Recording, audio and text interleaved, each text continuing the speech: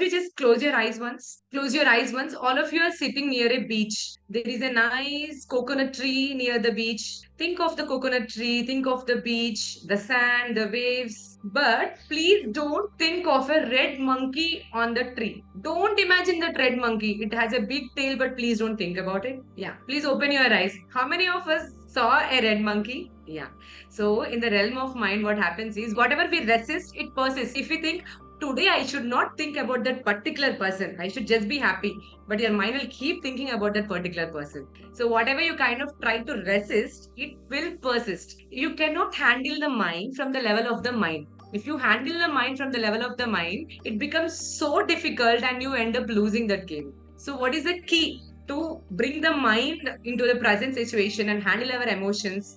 The breath is the key. It's just under your nose, nostrils.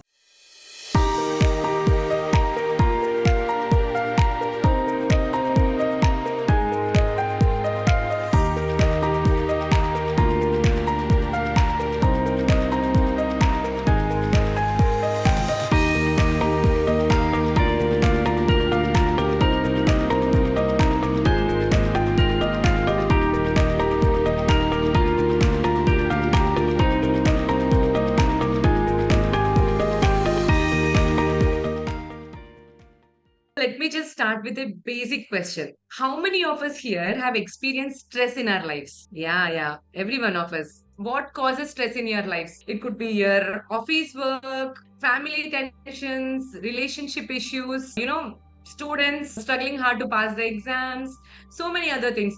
Just if you're a homemaker, the maid not coming home itself is a stress to you, right? Issues with our parents and all of that. Our personality traits cause stress to us sometimes. Nonsensical behavior of other people, the way other people behave is causing stress to you. So usually it's too much to do and too little time. Can you decrease your workload? Can you say, oh no, I'll not do this much, I'll do this much only? They'll just put you off the office, or they'll just not pass you and all of that, right? Can you increase the time frame? No, I will not write exam this year, I will write 2 years later, I will go at my own pace. Can you do that? Oh no, I'll not submit the project this week, I'll do it later on in the next month whenever I have time. That will not work, right? Oh, I'll cook tomorrow, today I'll not cook. Will that work? No. So there is too much to do and too little time, and that's causing stress. And then many other things also. Relationships, our inability to communicate properly, our inability to manage time. So all of this will finally end in financial issues, relationship issues, everything else, right? So let us first understand how stress affects our body. Okay. So for example, wherever you are, just imagine a tiger sitting in the same room wherever you are. Okay, some of you I can see they're walking around, some of you are in the room. Imagine a tiger is there over in that room. What happens? Anyone of you have heard about fight or flight response? Fight or flight. Many of you have heard about fight or flight response. So if there is a tiger sitting here, my body will say, just run away from here and just save your life, isn't it? So, or other one is fight. We are not Bahubalis to fight tigers and win over. We just have to run and save our lives, right? To make our bodies survive and just run from there, what happens in our bodies? Sympathetic system gets activated. Sympathetic system is a system in our body which will activate to make you just survive that situation and come out of that situation. Okay, so your body cortisol, which is a stress hormone, cortisol, adrenaline, all these will go up. Your pupils will get dilated, your eyes, they'll get dilated, so you have to have a clear vision to just run away from there. All the blood supply from important organs of your body, everything from your brain, from your stomach, everything gets pulled in your legs, so that your muscles in the legs will get all the strength to just run away from there. So, sympathetic system is actually happening physically in your body, throughout your body. It does affect your mental system, it does affect your physical system as well. So, it's releasing some hormones, so many changes are going on, and then your heartbeat comes up, your breathing pattern, it becomes very faster, your pupils get dilated, and all the blood supply goes to your legs so that you can just run away from there. Okay, so how many of us have experienced this? If you have seen a question paper, six questions out of 10 questions you have never heard about, or there is an very stressful situation, you just have to submit your project today evening, or you have had a very bad dispute with your family members, or you have a spouse or someone. Similar things happens, right? You feel that pit in your stomach, you feel your breathing pattern going faster, and then you feel your heartbeat going faster. All of this is happening. We all have experienced that in our lives at some or the other point of time. And all our sphincters are whole, like, we can't pee or poop when the tiger is here or when a stressful situation is here, right? So we tend to hold the poop or the pee.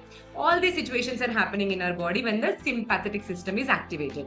So what is your body saying? Oh baby, just go run away and save your life for now, isn't it? So your blood supply from your brain has decreased. Can you think clearly and calmly in that situation? No. So all your energy is just directed to save your life. So your digestion is being slowed, kept in the second page, not now, later on probably. Everything else is going on a toss and we're just focusing on surviving at that point of time. So if you recognize, we are doing similar way our body is responding in every stressful situation in our life. Our body doesn't know, oh, this is a tiger, or is this a other thing, or is this just a project, or is this just a relationship issue. It doesn't know all of that. It just knows to respond in that way whenever there is a threat feeling. It just knows to respond in that way whenever the stressful situations happen in our life. So every day and in every situation, our body is responding in similar way. So do you know how much harm we are causing to the physical body as well as the mental body when our body is, responding in such a way in every small to big situations? Yes, it helps in survival, but it is not needed every day, right? But this is happening every day in our day-to-day lives. So because of this, we kind of, face so many issues in our lives. So the other part of the sympathetic system is called the parasympathetic system. Okay. Some of you might have heard about it. Some of you might be hearing it for the first time. That's fine. So sometimes it's just a fight or flight response to just survive from there. Sometimes it's just freezing. Have you seen some videos of the deer or some animals when the tiger comes to pounce upon them, they just freeze like that? Their heart rate comes down, their body just becomes immobile. The tiger comes, sniffs, feels maybe this is just a dead body, it's not moving at all, let me just go. It goes off. So the body either becomes completely anxious, fight or flight, or the body just freezes and just, I don't know what's happening. I don't know. I don't want to know what is happening.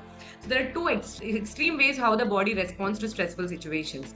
And in either of these situations, it does affect our body and the mind. So we all have understood now that stress is a part and parcel of life. We get exposed to it every day in and day out.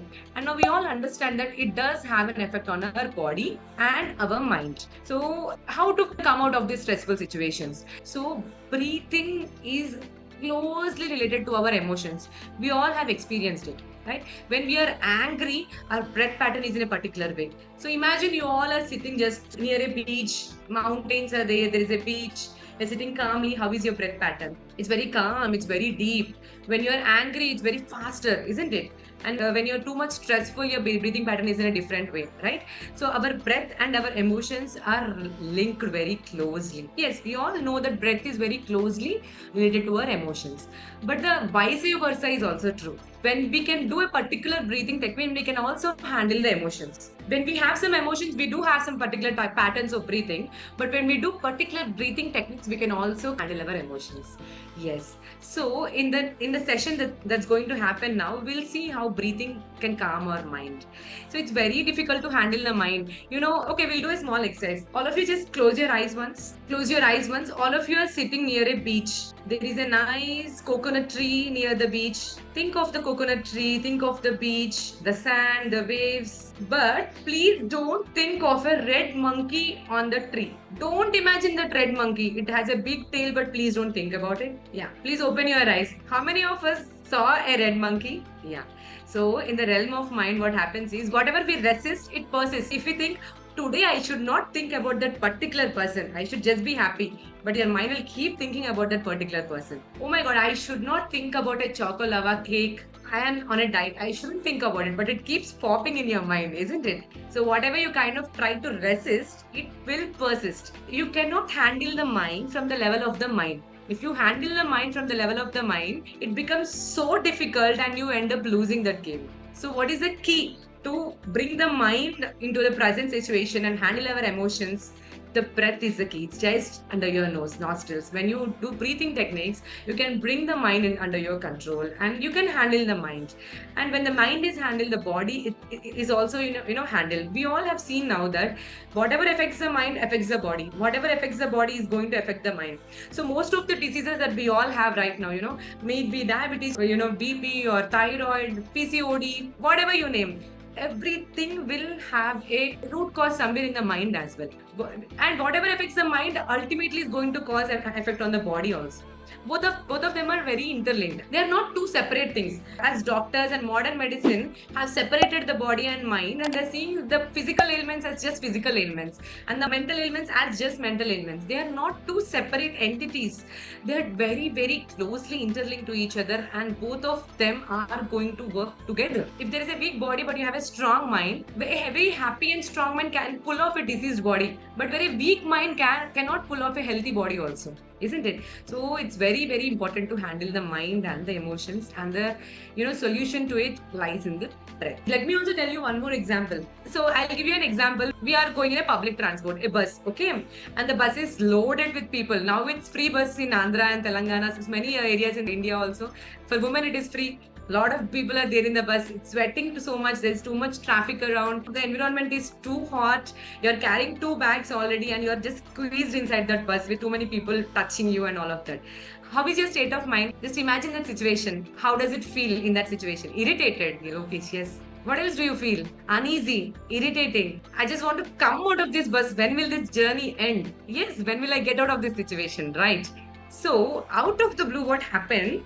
There is a person wearing a blue shirt with a blue cap, and you suddenly saw that is your friend from your childhood. You have not met him in the last 20 years. And he just offers you some place, sits, it will just adjust somewhere. And then you sat there, and the next 45 minutes of your journey, you just sat talking to each other about all the things that have happened in your life, about everything. How is your state of mind now? Cool, happy, calm, nice.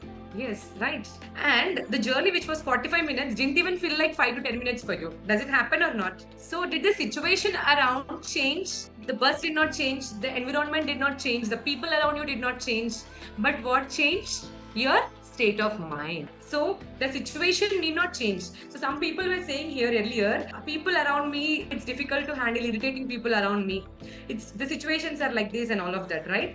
So you can't change the situations, but what can you change? You can change your state of mind, and changing your state of mind can improve your quality of life. So having a nice quality of life depends upon your state of mind. You may be having bad health, you may be having most irritating parents, or you may be having most frustrating husband or wife at all, or you may be having the most worst situations in your life. You're not getting your increment, whatever. But if you can maintain your state of mind, all these situations will seem okay for you all, isn't it? Do you want to learn the skills to make your state of mind calm and happy? And you need to have those skills in your back to just bring back your emotions back to normal whenever things are going overboard, isn't it? See, in schools and colleges they teach us everything, biology, maths, everything, but they don't teach us the useful skills which we need to handle our own mind, isn't it?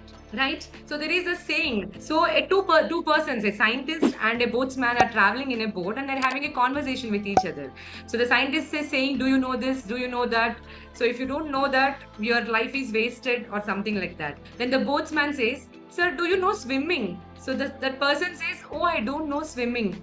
This person, boatsman, says, 100% of your life is wasted, because there is a hole in the boat now and it is going to sink and we have to swim. So he just jumps into the river, swims, and just saves his life. The other scientist who knows everything couldn't save his life. So what is the moral of the story? We in our lives, we know so many skills, we know so many things which help you get some money probably, but we don't have those skills in hand to handle our mind and to regulate our emotions and to just stay calm when needed. Do you all want to explore that and learn those skills? Yes. So yeah, so we'll go forward with the next portion of our talk, where we are going to experience all of this. So we all know breathing will help keep our mind calm. To go towards breathing, little stretches are also needed. We are being in the sedentary life always. Our whole day is just sitting and doing things.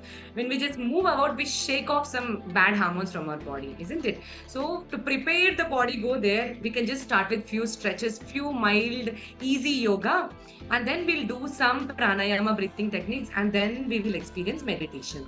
So, this is just an introduction of pranayama and meditation. So, if you want to learn great skills, even more better skills to handle your emotions and your skills to handle your mind and body, we'll have some workshops on that. We have some programs from Art of Living from that, and we'll explain you about all those things. So, especially the Sudarshana Kriya, a beautiful breathing technique which calms the mind. So, we need to do some workshops to do that. Right now, whatever we are going to experience is a kind of introduction to all of that, right? We all have experienced yoga, meditation, or pranayama some or the other time in our lives. Some of us have never experienced it. We're all a mixture of all of that. But it's okay. We can just experience whatever is going to happen now. And then, if whoever is interested, you can enroll with us in our programs and learn Sudarshan Kriya as well later on. Over to you, Dr. Sai Krishna.